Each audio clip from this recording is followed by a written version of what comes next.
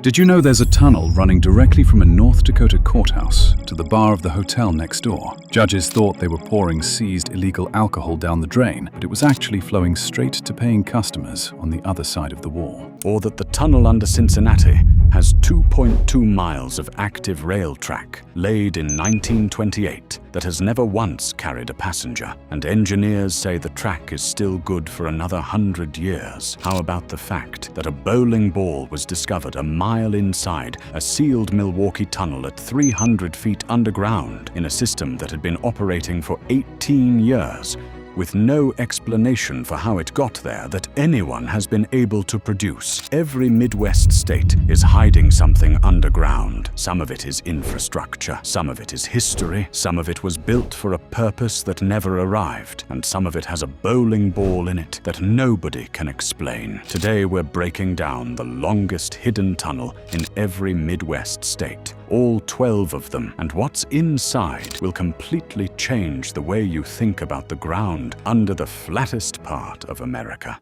Illinois, the Chicago Tunnel Company, 62 miles. In 1899, the Illinois Telephone and Telegraph Company applied to the city of Chicago for a permit to lay telephone cables under the loop. The city approved it. What the company actually built was a completely different thing entirely. Using the cable permit as legal cover, the company spent years secretly constructing a narrow-gauge freight railroad 40 feet beneath the streets of downtown Chicago, eventually expanding it to 62 miles of tunnel, connecting 59 city blocks, 11 rail lines, and the basements of nearly every major building in the loop. The tunnels were 2 feet narrower than standard gauge and ran electric locomotives that delivered coal, removed ash, transported mail, moved merchandise, and carried building materials through a subterranean freight network that operated entirely below the surface economy. City officials knew something was down there.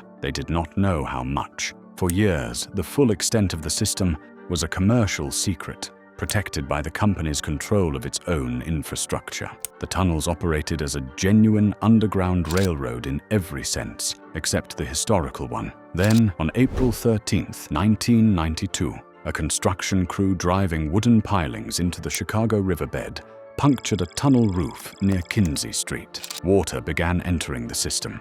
Within hours, the Chicago River was draining into 62 miles of connected tunnel, and the water was finding every basement connected to the network simultaneously. Marshall Field's department store flooded. The Chicago Board of Trade flooded. The basements of City Hall flooded. Approximately 250 million gallons of river water entered the loop's underground infrastructure before the breach could be sealed, knocking out power to the entire downtown area and forcing the evacuation of 200,000 workers. The city had rejected a $10,000 repair bid for the deteriorating tunnel infrastructure in the weeks before the flood, a decision that ultimately cost an estimated $1.95 billion in damage. The tunnels were partially pumped out and sealed. Sections remain intact beneath the loop today, accessible to utility workers and largely forgotten by the city above. What's in them now? Fiber optic conduit in active sections, water, silt, and the remnants of the narrow-gauge rail infrastructure in sealed sections, and in the deeper sections that were never fully pumped, standing water that has been there since 1992. Indiana, the Indianapolis Union Railway tunnels, Congress Avenue. Beneath downtown Indianapolis, a series of rail tunnels and utility passages connect the former Indianapolis Union Station to the central city street grid in a network that was expanded and modified across 6 decades of railroad operation before the decline of passenger rail left significant portions of the underground infrastructure without purpose. Union Station itself opened in 1853 as the first Union Station in the world, a station designed to consolidate multiple competing rail lines under one roof, accumulated underground connections, service passages, and maintenance tunnels as each successive railroad company added its own infrastructure to the network. The tunnels beneath the station's main concourse run 30 to 40 feet below street grade, and in their operational peak connected to maintenance facilities, coal storage, and the baggage handling systems that moved luggage between arriving trains and the street level above. When Amtrak reduced service through Indianapolis and the station's commercial conversion began in the 1980s, the underground sections were gradually sealed, partially repurposed for hotel utility systems, when the station building became a hotel, and partially abandoned. The sealed sections beneath Congress Avenue contain what amounts to a preserved cross-section of railroad operational infrastructure from the 1920s through the 1960s, including original tile work, cast iron drainage systems, and in the deepest sections, the physical remains of the infrastructure that moved mail between the post office and the station at a time when the U.S. mail moved almost entirely by rail. What's in them now? Hotel utility infrastructure in accessible sections, original railroad operational equipment in sealed sections, and in the oldest passages beneath the station's original 1853 footprint, brick arch construction that predates the Civil War.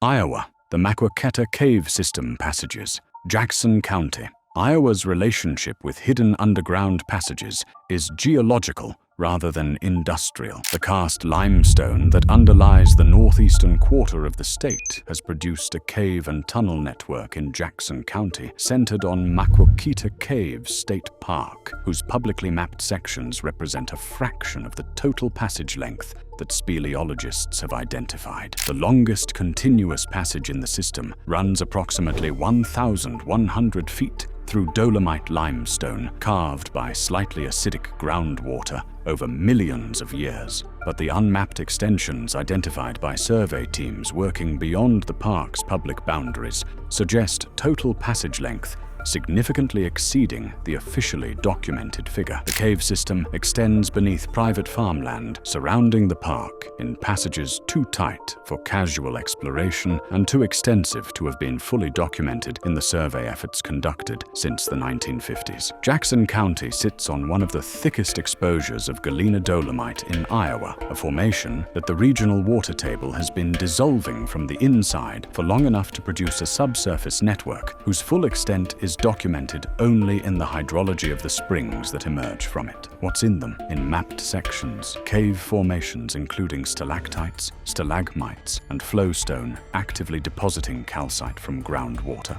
In unmapped sections, identified by survey, passages too narrow for human entry connecting to the water table. And in the springs that emerge from the system, the water that has been traveling through the dolomite for years, collecting the chemistry of the rock it passes through.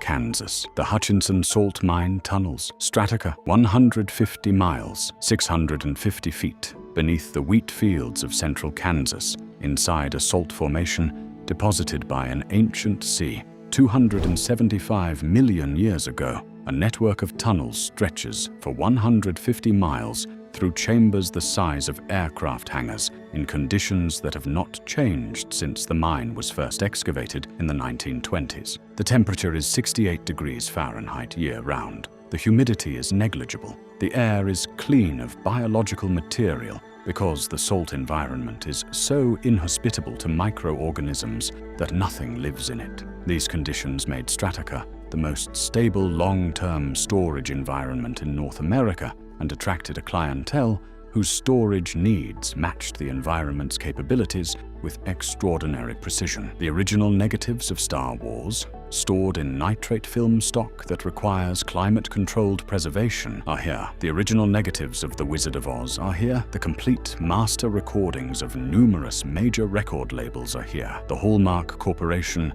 stores its complete archive of greeting card art here. The federal government stores documents here. Underground caverns that were excavated to extract salt are now filled with the cultural archive of 20th century America, stored in a geological formation that will outlast the civilization that produced the materials it protects. In 2001, the stability of the formation was tested by a series of natural gas explosions in connected geological formations near Hutchinson that sent gas bubbling up through residential neighborhoods and forced evacuations. The mine itself was not compromised. The original negatives of Star Wars survived an event that destroyed homes on the surface. In 2019, scientists announced the revival of bacteria found trapped in fluid inclusions within salt crystals at this depth, organisms that had been metabolically suspended for 250 million years and resumed activity when the salt was dissolved. What's in them? The most important film negatives in American cinema history, the complete Hallmark archive, federal documents, master audio recordings, 250 million-year-old salt, and demonstrably revivable ancient bacteria in the walls.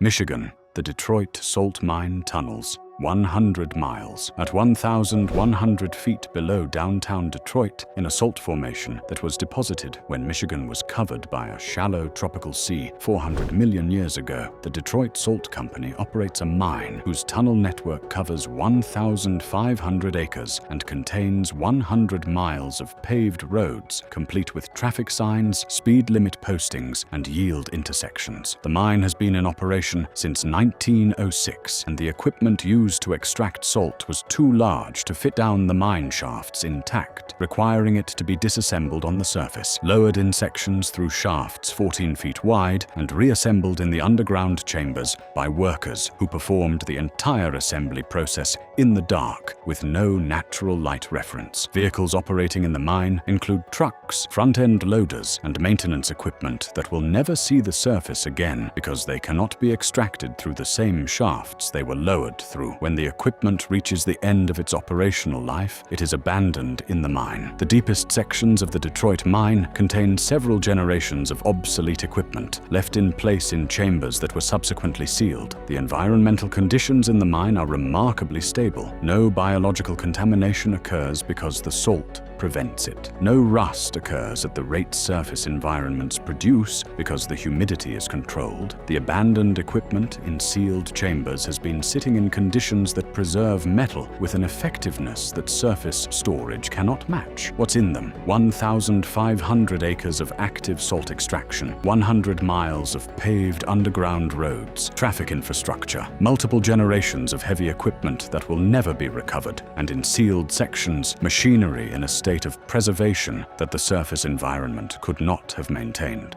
Minnesota, the Soudan Underground Mine. Tower, the Soudan Underground Mine, descends 2,341 feet into the oldest rocks in North America, a greenstone and banded iron formation, deposited 2.7 billion years ago in a shaft system that operated as the highest-grade iron ore mine in the United States from 1882 until it closed in 1962. The mine's extreme depth and the extraordinary density of its surrounding rock made it one of the most naturally shielded underground environments in North America after closure, a characteristic that attracted physicists looking for locations where cosmic ray interference with sensitive particle detection experiments would be minimized. The University of Minnesota operates the Soudan Underground Laboratory in the mine's deepest chambers, where experiments studying neutrino oscillation, dark matter, and proton decay have been conducted since the 1980s. The Minot experiment at Soudan received a beam of neutrinos fired through the Earth's crust from Fermilab in Illinois, 450 miles away. Particles that traveled through solid rock at close to the speed of light and arrived in the mine's detectors after a journey through the planet's interior that took approximately 2.5 milliseconds. The mine's deepest accessible level sits in rock that formed before complex life existed on Earth, in chambers surrounded by geological geological material, so ancient it predates the oxygen in the atmosphere above it. What's in them? Active particle physics experiments, including dark matter detectors, the endpoint of the new MI neutrino beam from Fermilab, 2.7 billion-year-old rock that is among the oldest exposed material on the planet's surface, preserved mining infrastructure from 1882 to 1962, and neutrinos passing through the walls continuously from a source 450 miles away in Illinois.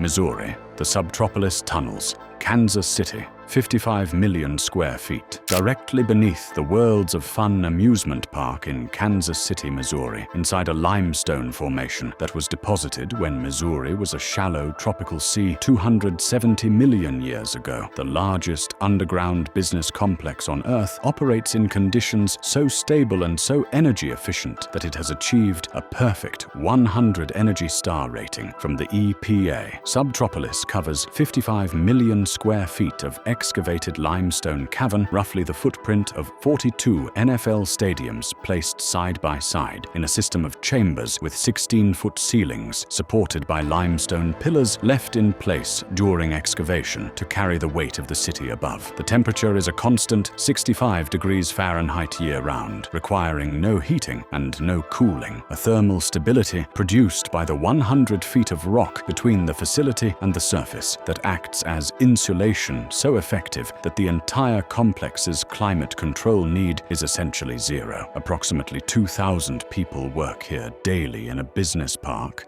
that includes warehousing, manufacturing, film storage, and government archive facilities, connected by 6 to 7 miles of illuminated paved roads. The United States Postal Service stores its complete philatelic archive here, every stamp design the country has produced since the founding of the postal system. Film studios store original master reels here. The facility is considered blast-proof against conventional weapons. It has its own address system, its own trucking infrastructure, and its own security. The amusement park on the surface has no visible indication that 55 million square feet of occupied underground space exists beneath the roller coasters. What's in them? The complete U.S. philatelic archive, Hollywood original master reels, 2,000 daily workers, 6 miles of paved underground roads with working traffic infrastructure, 270 million-year-old limestone, and directly above it all, a theme park whose visitors have no idea what's under their feet. Nebraska, Robbers Cave, Lincoln. Beneath the Havelock neighborhood of Lincoln, Nebraska, a sandstone cave system hand-carved in the 1860s extends for approximately 600 feet through soft Cretaceous sandstone in passages that have accumulated a historical biography so improbable that each successive occupant seems to have chosen the location specifically because of its previous tenant's reputation. The cave was allegedly used as a station on the Underground Railroad, with passages wide enough to shelter people moving north out of slave-holding territory. After the Civil War, the same passages allegedly sheltered Jesse James during his periodic visits to Lincoln, and a carving of the name Jesse James, dated 1876 in the cave wall, is the site's primary tourist attraction, though historians debate its authenticity. After Jesse James, the cave system was occupied by the Ku Klux Klan during its 1920s resurgence, which used the passages for meetings in a space already associated with outlaws and covert movement. The cave's sandstone walls are soft enough to carve with hand tools, and the 1876 James carving, if genuine, was made with an instrument no more sophisticated than a penknife. Lincoln eventually incorporated the cave into its historical tourism infrastructure, and it operates as a commercial tour site. What's in them? The potentially genuine 1876 Jesse James signature, sandstone walls that every occupant from railroad conductors to Klan members apparently found equally suitable, tour infrastructure installed by the city of Lincoln, and in the passages too tight for tour access, the sandstone continues for unmapped distances beneath the neighborhood above. North Dakota, the Minot bootlegger tunnels, Ward County, Minot, North Dakota was called Little Chicago during Prohibition, not because of its size, but because of the sophistication of its underground supply infrastructure. The city sits at the intersection of several great northern railway lines that made it a natural distribution hub for contraband moving through the northern Great Plains, and the entrepreneurs who managed that distribution built a tunnel network beneath downtown Minot to facilitate it with a permanence and engineering investment that suggests they expected Prohibition to last considerably longer than it did. The most documented section of the tunnel system ran approximately 1,320 feet from the Ward County Courthouse basement directly to the basement bar of the Leland Hotel, a connection of such specific utility and such brazen geography that its existence implies either complete official complicity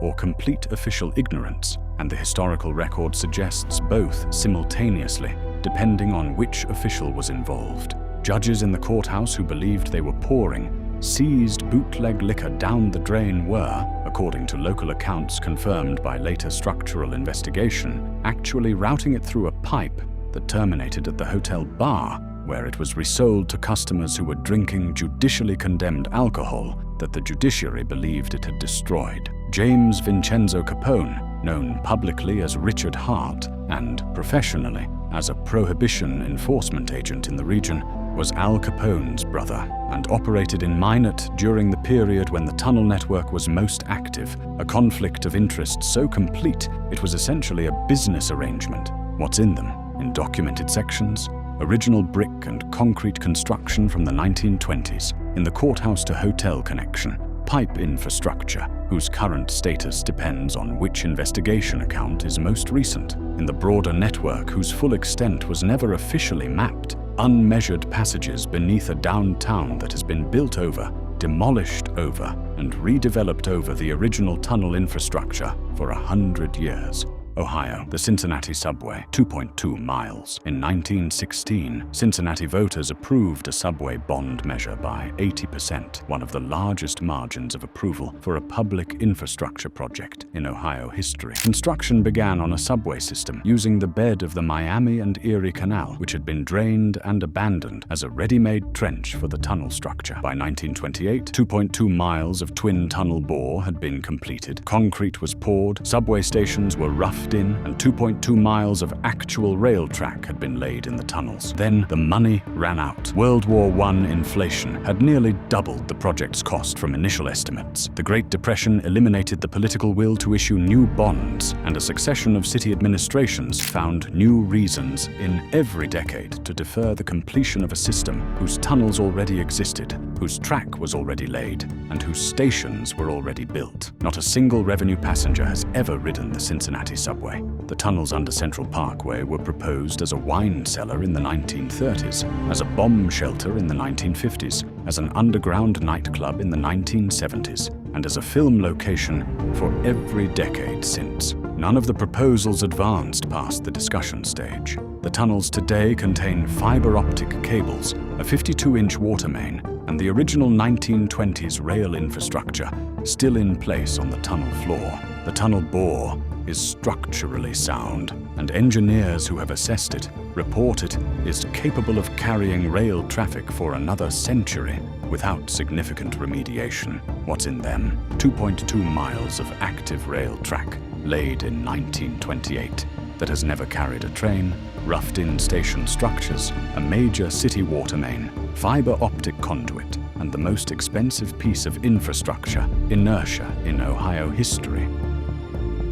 South Dakota, the Homestake mine, lead, 370 miles. The Homestake mine in the Black Hills of South Dakota operated as the largest and deepest gold mine in the Western Hemisphere from 1877 until it closed in 2002, extracting 40 million ounces of gold from a tunnel network that reached 8,000 feet below the surface and extended 370 miles of passage through Precambrian metamorphic rock. The mine was carved from land taken from the Lakota Nation in violation of the 1868 Fort Laramie Treaty, on ground the Lakota considered sacred and produced $10 billion worth of gold over its operational life from a site for which no adequate compensation has ever been paid to its original owners. When Homestake closed in 2002, the South Dakota Science and Technology Authority converted the deepest sections of the mine into the Sanford Underground Research Facility, a physics laboratory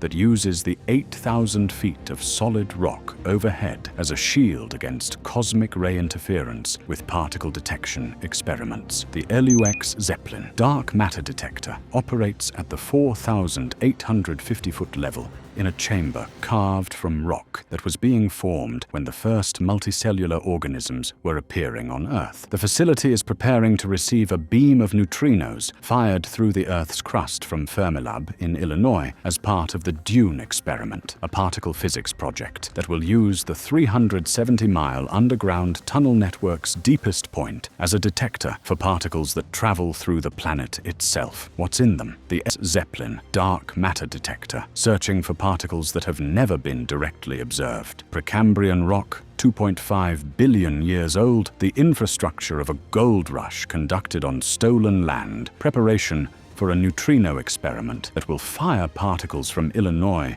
through 800 miles of solid Earth. And in the upper levels not used by the physics program, 370 miles of tunnel, whose exploration has barely begun.